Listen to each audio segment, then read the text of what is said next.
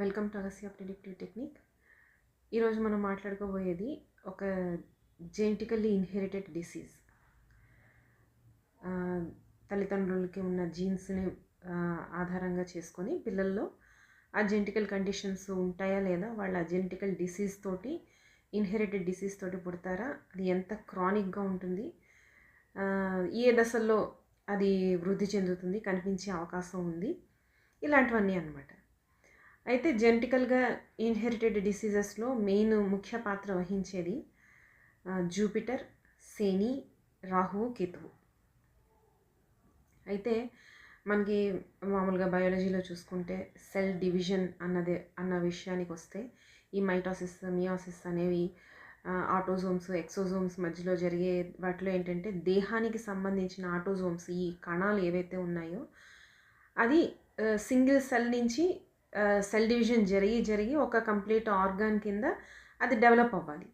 ఈ వృద్ధి చెందే కార్యక్రమం, ఈ పోషణ వృద్ధి చెందే కార్యక్రమం ఏదైతే ఉందో దానికి జూపిటర్ కారకుడు అవుతాడు. పోషణ మొత్తం అంటే మనం యూజువల్గానే జూపిటర్ని జీవకారకుడి కింద తీసుకుంటాం. అలానే ఎక్సోజోమ్స్ అనేవి అక్కడ ఏంటంటే అంటే ఒక హ్యూమన్కి, మనం హ్యూమన్ బాడీని ఇప్పుడు తీసుకుంటున్నాం కాబట్టి హ్యూమన్కి ఎన్ని జీన్స్ అయితే ఉంటాలో అన్నీ లిమిటెడ్ అనమాట. అవి వృద్ధి చెందకూడదు. ఇన్ కేస్ అవి వృద్ధి చెంది XXY, XXYY లేకపోతే XYY ఇలాగా వచ్చాయి అంటే మళ్ళీ అది మ్యూటేషన్స్కి కారకం అవుతుంది.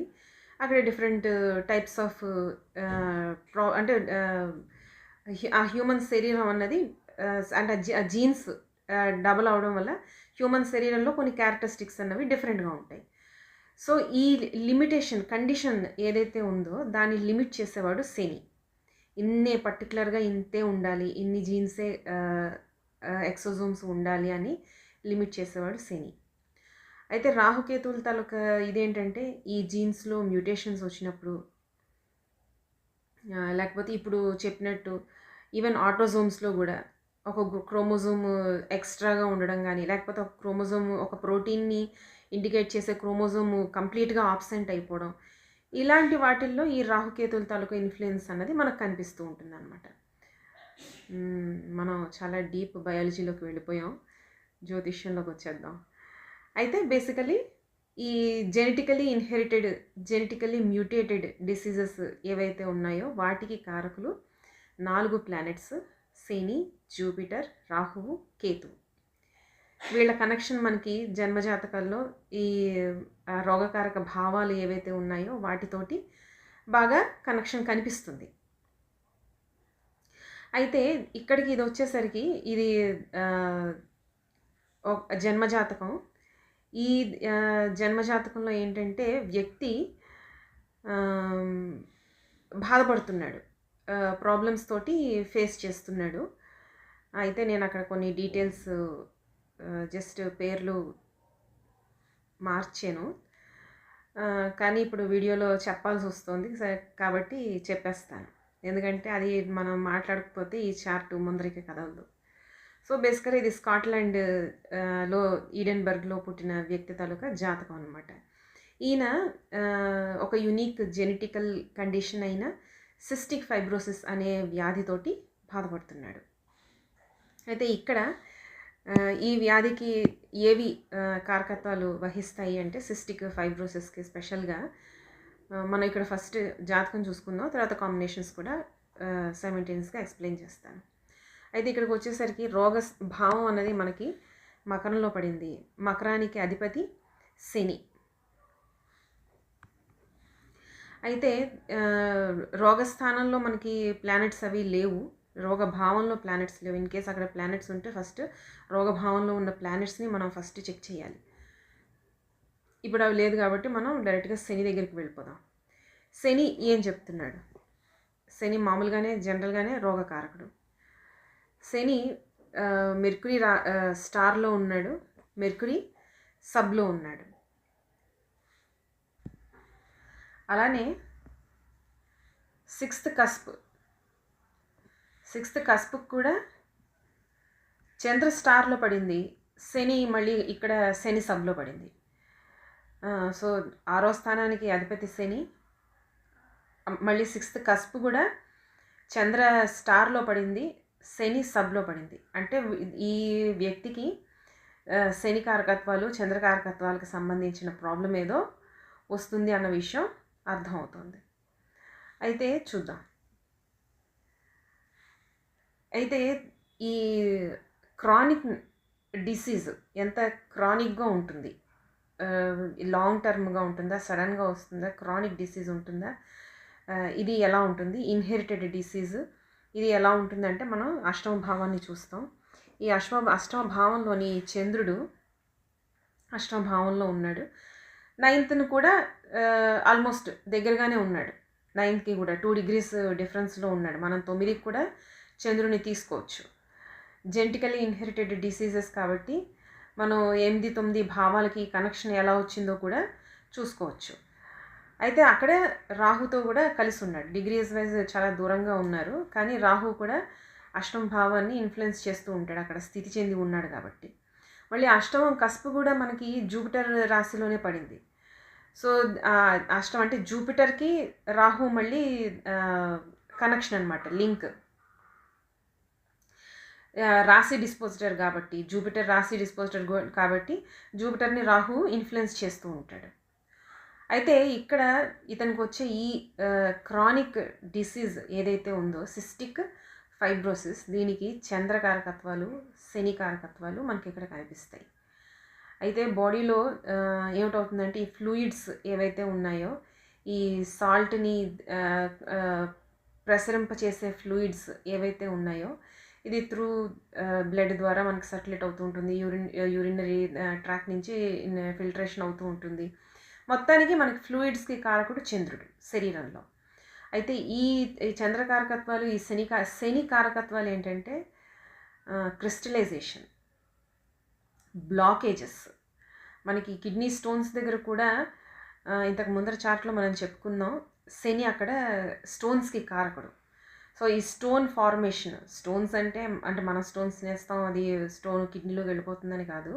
బాడీలో ఏదైతే కెమికల్స్ ఏవైతే మనకి ఉంటాయో, ఆ కెమికల్స్ అన్నీ ఒక దగ్గరికి చేరుకొని క్రిస్టల్ ఫామ్ అవుతుంది అనమాట, స్టోన్ ఫామ్ అవుతుంది. సో ఈ క్రిస్టలైజేషన్కి శని కారకుడు.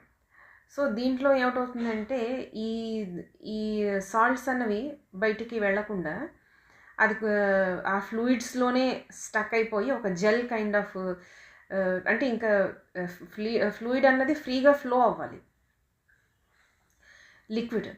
కానీ ఇదేంటంటే ఒక ముద్దగా జెల్ లైక్ స్ట్రక్చర్లో ఇది ఫామ్ అయిపోతుంది. అది శరీర భాగాల్లో lungs, intestines, pancreas, liver, heart, ఎక్కడైనా, ఎందుకంటే ఫ్లూయిడ్స్ అన్న మొత్తం అన్ని చోట్ల రవాణా జరుగుతూ ఉంటుంది కదా, ఎక్కడైనా ఇది ఫామ్ అవ్వచ్చు.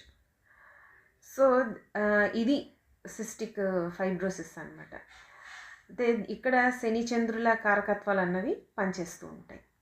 కానీ ఇక్కడ స్పెషల్గా మనం చెప్పుకోవాల్సింది ఏంటంటే, ఇది స్కాట్లాండ్లో పుట్టిన ఈ కుర్రాడికి ఈ డిసీజు ఈ కుర్రాడికనే కాదు, జనరల్గానే స్కాట్లాండ్లో పుట్టిన చాలామంది పిల్లలకి ఈ రోగాలు వస్తాయి. అంటే ఇట్ ఈస్ వెరీ, అంటే ఇప్పుడు వాళ్ళు ఇచ్చిన క్యాలిక్యులేషన్స్ ప్రకారం ఒక 200 మంది పిల్లల్లో ఒకళ్ళకి ఈ డిసీజ్ అనేది ఉంటుంది. ఎందుకంటే స్కాట్లాండ్లో ఉన్న జనాభాలో ఈ జెనెటికల్ మ్యూటేషన్ ఏదైతే ఉందో, డిసీజ్కి, ఈ ఫైబ్రోసిస్ అనే డిసీజ్ని, పర్టికులర్ రోగాన్ని ఇచ్చే జీన్స్ ఏవైతే ఉన్నాయో అక్కడ చాలా ప్రబలంగా అక్కడ జనాల్లో ఉన్నాయి. అక్కడ టెస్ట్ చేయించుకుంటే సైంటిస్టులు వాళ్ళు అక్కడ ఉన్న విషయం, ఎందుకు ఇంతమంది పిల్లలకి మెజారిటీగా ఈ రోగమే ఎందుకు వస్తుంది అంటే, ఆ జీన్స్ అక్కడ ఆ జనరేషన్స్ తరబడి వాళ్ళు అక్కడ క్యారీ చేస్తున్నారు. అది మెయిన్ రీజన్ అనమాట. వీళ్ళకి ఏంటంటే జెనెటిక్ ఐసోలేషన్ అన్నది ఇంకొక రీజన్. వాళ్ళల్లో వాళ్ళే పెళ్ళిళ్ళు చేసేసుకుంటూ అలాగే అదే కంట్రీలో అనమాట, కంట్రీ నుంచి బయటికి రాకుండా బయట వాళ్ళని లోపలికి ఇలా వచ్చేటప్పుడు జీన్స్ మిక్స్ అవుతాయి.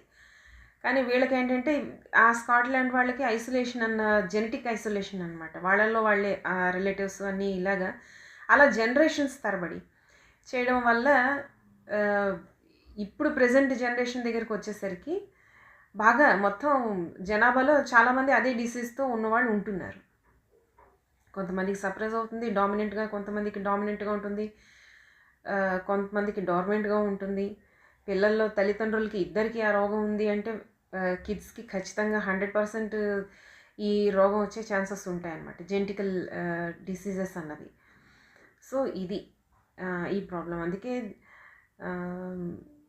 వీళ్ళకి ఏంటంటే ఇది ఫ్లూయిడ్ కదా, ఫ్లూయిడ్ వల్ల ఆ న్యూట్రిషన్స్ అవి సరిగ్గా అందక వెయిట్ గెయిన్ అనేది సరిగ్గా అవ్వదు.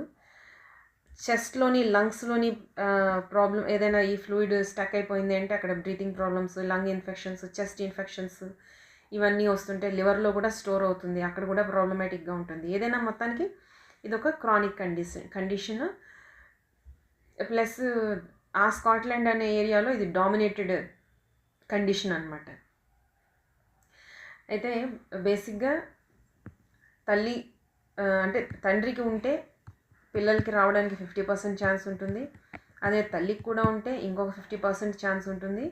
ఖచ్చితంగా పుట్టిన పిల్లలకి 100% జెనెటికల్ డిసీజెస్ అన్నవి రావడానికి కారణం అవుతుందన్నమాట. సో మనకి ఈ జెనెటికల్ డిసీజ్కి కారణమైన శని, జూపిటర్, రాహువు, కేతువు వీళ్ళు ఎలా కనెక్ట్ అవుతున్నారో చూద్దాం. ఇక్కడ చూడండి, రాహువు శని నక్షత్రంలో ఉన్నాడు, శని సబ్లో ఉన్నాడు. కేతువు శని సబ్లో ఉన్నాడు. కేతువు సూర్య నక్షత్రంలో కూడా ఉన్నాడు, లగ్నాధిపతి నక్షత్రంలో ఉన్నాడు. ఇక్కడ కూడా వైటాలిటీ అన్నది మళ్ళీ కొంచెం మనకి ప్రాబ్లంగానే ఉంది అని కనిపిస్తోంది.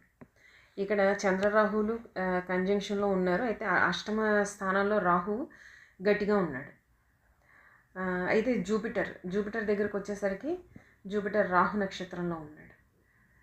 ఇలా ఇంటర్లింక్ మనకి కనిపిస్తుంది. ఇవి మళ్ళీ అష్టమానికి కనెక్ట్ అవ్వాలి, 6th హౌస్కి కనెక్ట్ అవుతాయి. ఎందుకంటే ఎలాగో కనెక్ట్ అవుతాయి, ఎందుకంటే అది రోగస్థానం కాబట్టి.